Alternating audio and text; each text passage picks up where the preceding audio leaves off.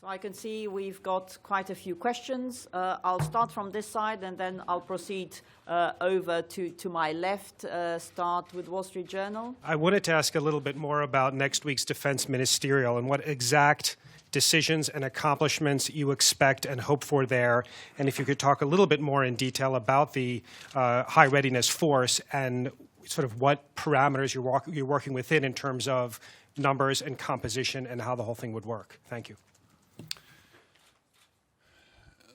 The Defense Ministerial is going to be an important ministerial because it's going to be the first Defense Ministerial after the Wales Summit. So that's the ministerial where we're going to make the decisions related to the size, the composition of the spearhead force, which is in a way perhaps the most important part of the readiness action plan. And what I expect is that we will be able to then announce which countries that are going to be the framework countries which are going to be responsible for providing the forces to the new spearhead force. I'm not able to tell you exact which countries that will be today, but I expect to be able to do that within a few days. And then you will also have more exact figures. But we are speaking about a brigade-sized force, which we plan that the parts of it could be ready within 2 days, and the rest within very few days. Ready to move, ready to deploy. And we're going to then decide more on the details next week. In addition, I expect that the defense ministers will be able to decide on the establishment of what we call the NATO force integration units.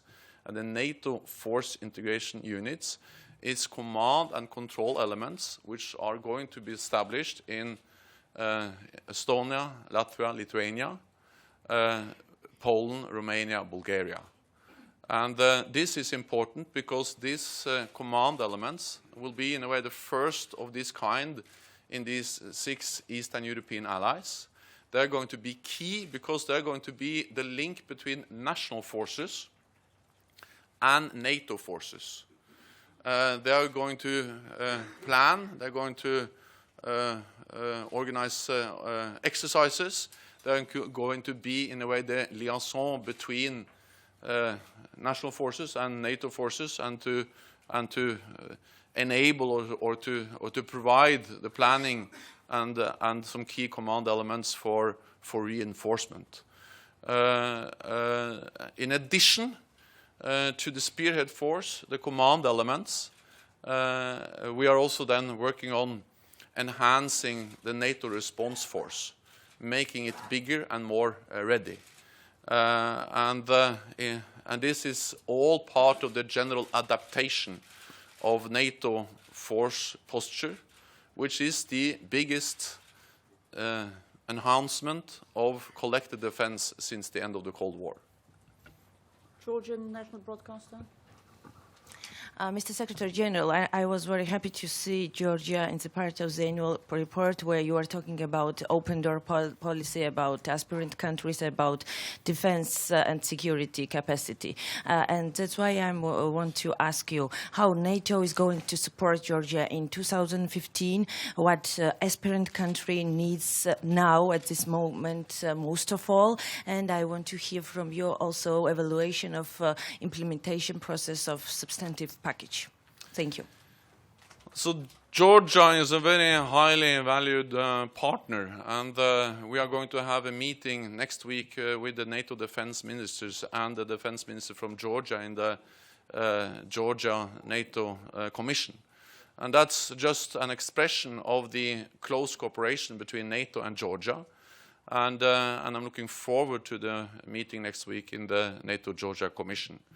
We are implementing what we decided, and that means that we are in the process. We have started the implementation of the comprehensive package. That's about defense capacity building. It's about supporting Georgia, modernizing, reforming their armed forces.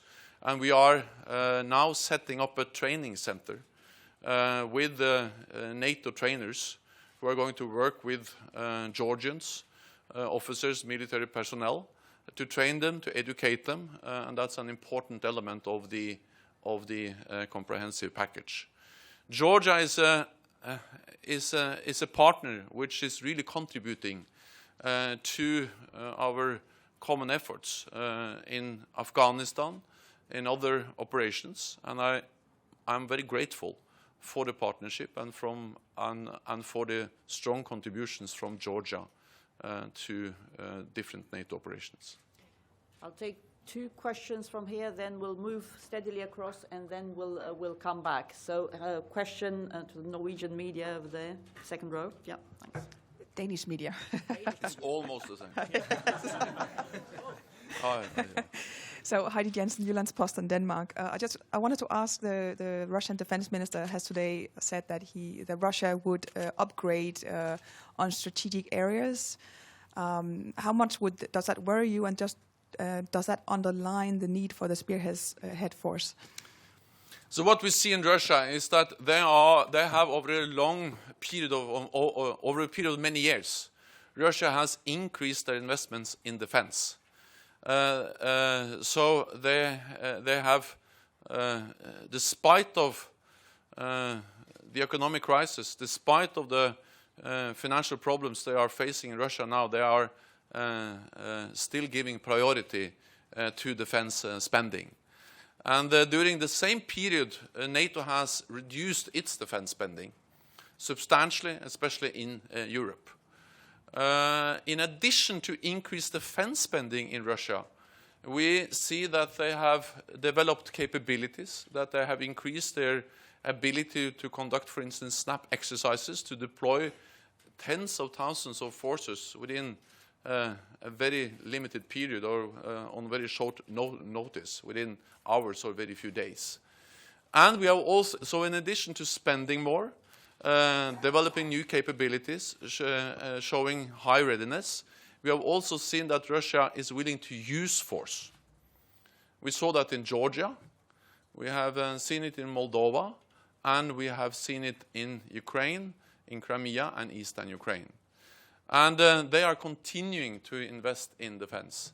And this is, of course, part of the changed security environment we are facing.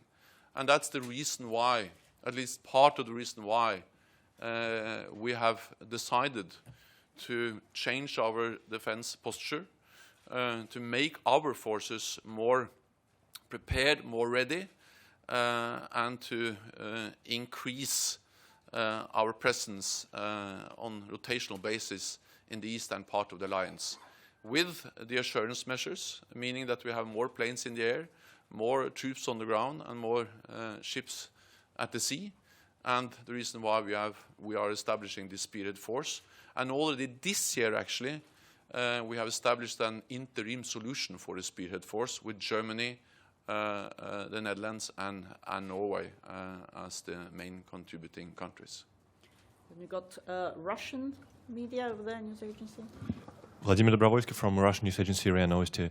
Secretary General, you said last week that you are going to meet, that you are ready to meet with Russian Foreign Minister Sergei Lavrov next week, maybe.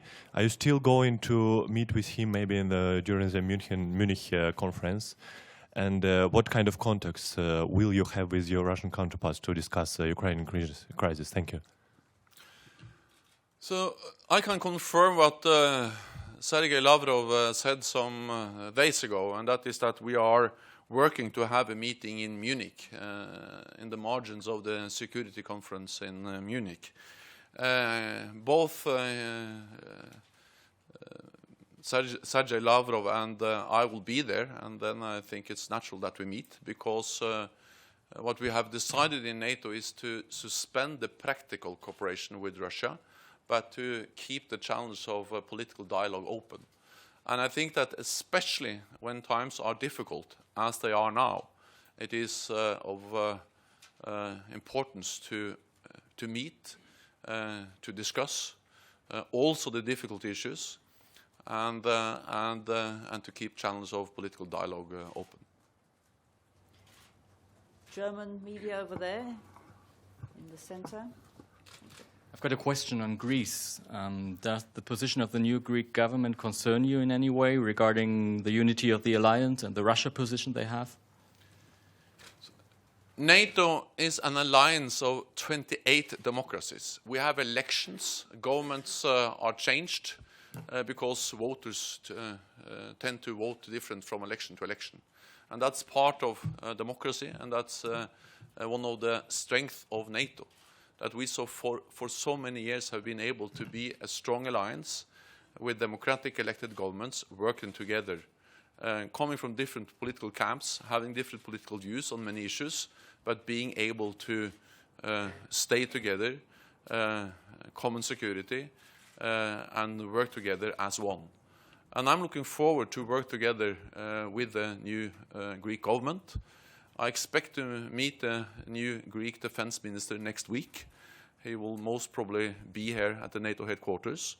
And then I look forward to sit down with him and to discuss how we can continue to work with Greece as a staunch and ally, which has been contributing to NATO, to our collective defense for so many years, and I expect them to continue to do so. Kuna? Good morning, sir, and Happy New Year. Happy New Year. I would like to ask you about, you spoke about the enhancing the partnerships. So what plans have you to enhance the partnership with your partners in the Arab world to bring peace and stability in the region? Thank you. I would start by underlining the importance of partnerships, because for NATO it is of great importance that we are able to work with partners all over the world, but also in our neighborhood, to be able to create stability in our neighborhood together with partners. That's important to the east, with partners as Georgia, Ukraine, Moldova, and others. But it's also very important to the south, and including the Arabic world. And just before Christmas, I went together with the North Atlantic Council to Jordan. We met with the countries in what we call the Mediterranean Dialogue. And then also we went to Doha, where we met with several nations from the Gulf region. And the aim is to work together, defense capacity building, reform, interoperability, connecting our armed forces, working against terrorism, to improve their ability, to strengthen our partners' ability to create stability in their own region. And the idea is that it's much better in the long run to be able to project stability by working with partners instead of deploying large number of forces. We have to be ready to deploy large number of forces also in the future, but the more we can work with partners, the better. And for instance, a country like Jordan, we have a close relationship. We work with them on many different areas, and that's an Arabic country, which is a partner of NATO, and I value that very much. Swiss media? Swiss television, Secretary General, NATO has always been very much in favor of what the allies were doing with the economic sanctions on Russia and so on. Will that remain the line? We support the economic sanctions because we think it is important that Russia sees that it has consequences when they are violating international law, using force to change borders, to annex parts of another country. It's not NATO that decides the economic sanctions, that's the European Union, United States, and other countries. But I welcome the sanctions, especially because if the only alternative to sanctions is either to do nothing or military means, then I think everyone understands that sanctions is the best alternative, because there is no military solution to the crisis we see in Ukraine. What we need is a negotiated, peaceful solution based on the Minsk agreements. And to make that happen, Russia has to stop supporting the separatists. NPR over here. We're working backwards. If you come forward, Terry, it's going to be I've got easy. it. Ready? Yeah.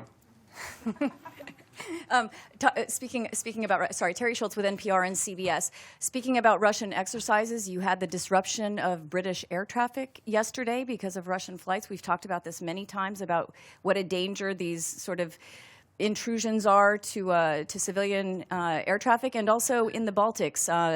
President Putin has announced that the entire Baltic fleet will conduct both land and sea exercises this weekend in Kaliningrad, which makes your Baltic allies quite nervous. Is this a provocation? And do you think that do you think that this is something that President Putin is looking to make allies nervous? Thanks.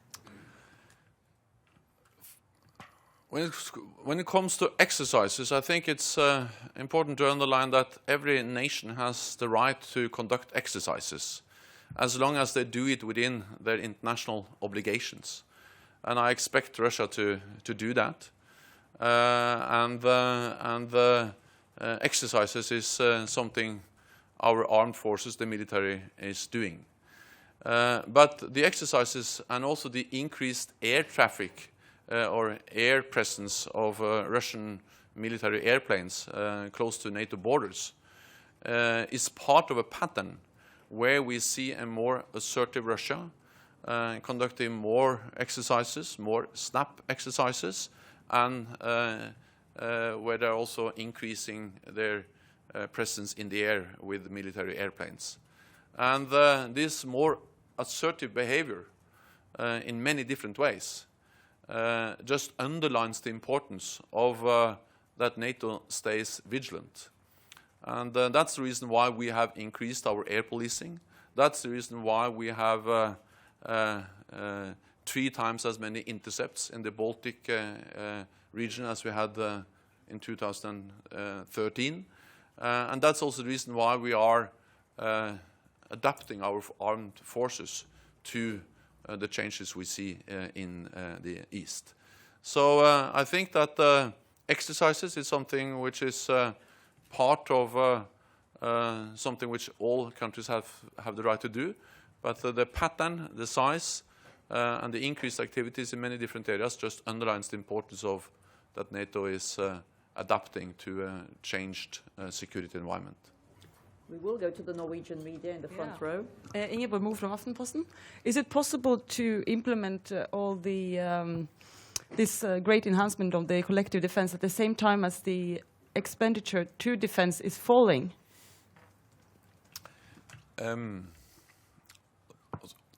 We are always able to do, at least something more by doing things in a more efficient way, by being more able to cooperate, by being able to do things in more smart ways, by being more efficient. So that's the reason why we are always focusing on smart defense, efficiency, spending better. But in the long run, it is not possible to get more out of less indefinitely. So that's the reason why we have to stop the cuts and gradually start to increase defense spending as our economies grows. And that's then part of this adaptation, this change of a NATO defense posture is partly about the readiness action plan, but also partly about increased defense spending. So we can do what we have done so far has been something we have been able to do without increased defense spending. But we cannot continue to increase our capacities, increase the numbers of exercises, invest in new equipment, and then continue to cut defense spending. So that's the reason why we have to stop the cuts and start to increase gradually defense spending. Japanese media for that. Japanese Daily Mainichi. My name is Saito. I'd like to ask about ISIS, Islamic State, so-called. Japanese hostage has been captured and killed And you described in this annual report I-series the serious challenge to NATO, and you don't hesitate to take necessary step. Could you elaborate such a step, including a possibility to deploy NATO troops in Iraq to train against such an Islamic State? All NATO allies contribute in one way or another to the broad US-led coalition which is fighting ISIL. And I welcome that, and I think that is important, even though I don't believe that airstrikes alone can solve the problem, but the military actions undertaken by the coalition is of great importance. In addition, training of local forces is important, and several NATO allies are also doing that. Then we had a request from the government of Iraq a few weeks ago, where they asked for our help to help them improve their defense capacity. We are looking into that request now. We met with a delegation from Iraq recently, and we are considering how we can do that in a way which is, helpful for them. And we are in dialogue with the government of Iraq now. In addition, I would like to underline that NATO is playing its part in the fight against terror, partly by exchanging information related to foreign fighters. Foreign fighters is a real threat to all NATO allied countries, and therefore it is important that we continue to improve our cooperation, exchange of information related to foreign fighters. We work together in the alliance to develop technology, to fund the development of technology, which can increase our ability to detect and protect us against, for instance, explosives. That's part of the counter-terror activities of NATO. And then I also have to underline that our missions, for instance, or the biggest military operation we have ever conducted, the Afghanistan operation, was a direct answer to a terrorist attack, 9/11/2001. So the biggest ever operation we have conducted was also part of a broad answer response to the increased terror threat we have seen globally. And defense capacity building, working with partners in North Africa, the Arabic world, Jordan, is also part of our joint efforts to fight terror. We had three questions over here. We'll start with Ukrainian media. Over there. Yeah, thanks. Mr. Secretary General, Agency for Euro-Atlantic Cooperation, Rostislav Demchuk. So my question is, several days ago, you announced that Russia is still partner to fight against terrorism.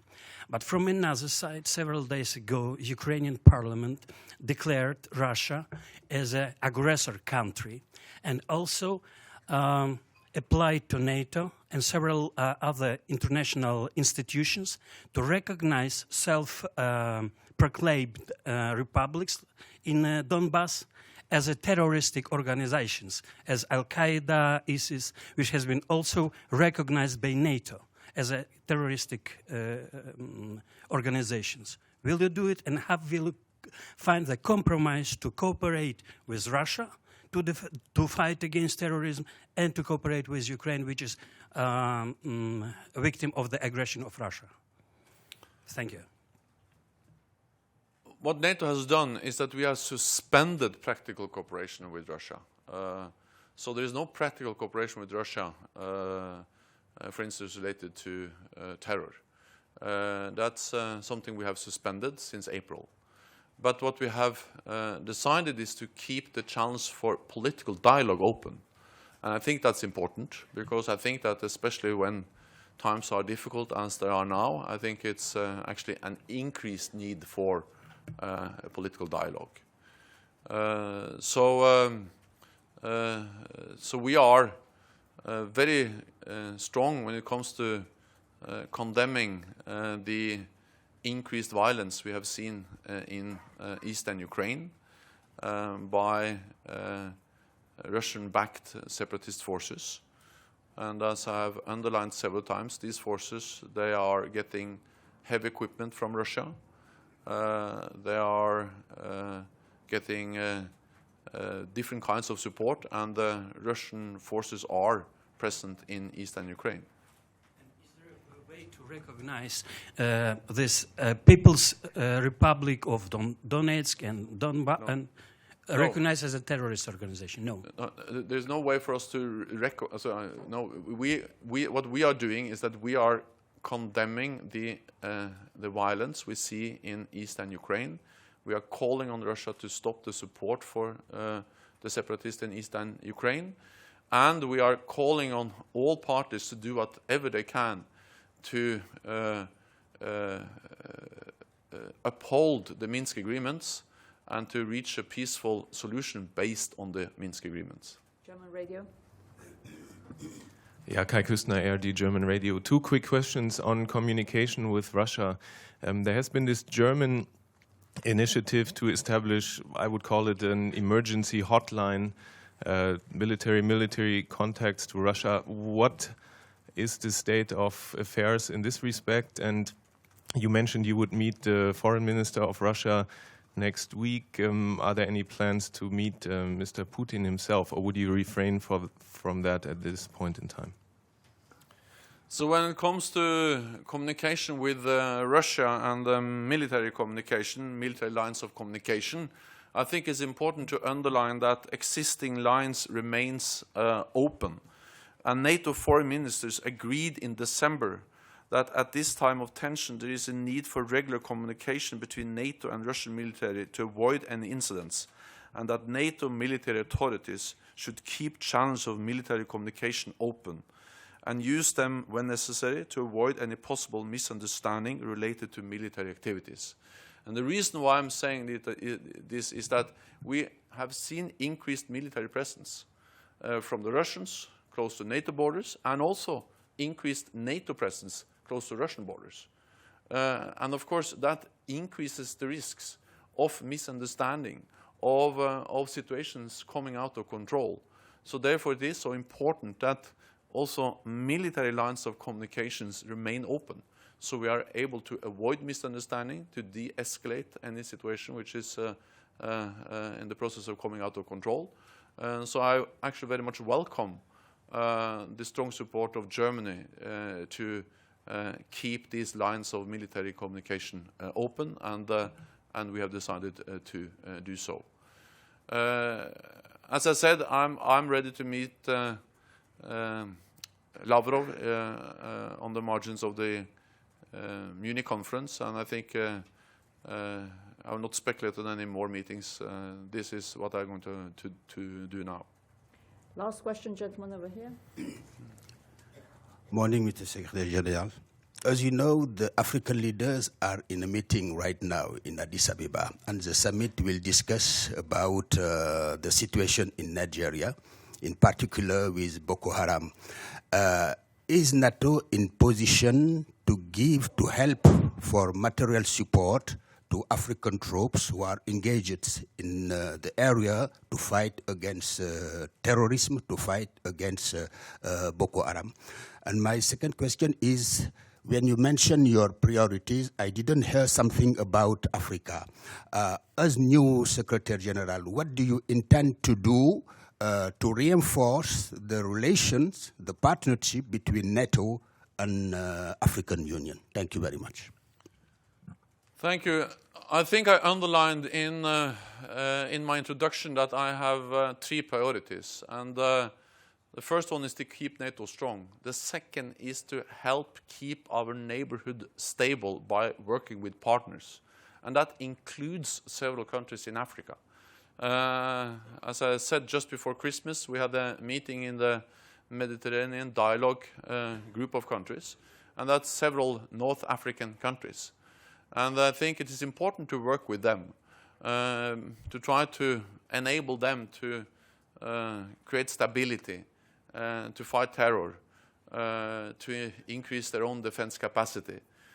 So that's part of our dialogue with countries in Africa, is how can we assist, help them to create stability in their own countries and in their own region. And I would welcome actually to develop more cooperation also with the African Union.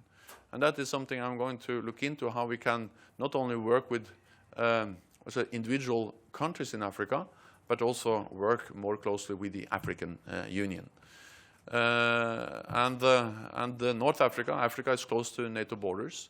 And also I would like to underline that NATO allies are participating in the fight against terrorism, extremism in Africa. In Africa, French troops, French forces are there. Some other NATO allies are also contributing to the efforts to fight extremism, violence in Africa. Thank you very much indeed. This concludes this press conference. There will be, however, an opportunity to have an informal exchange with the Secretary General for the next few minutes. That, of course, will be off the record. Thank you very much.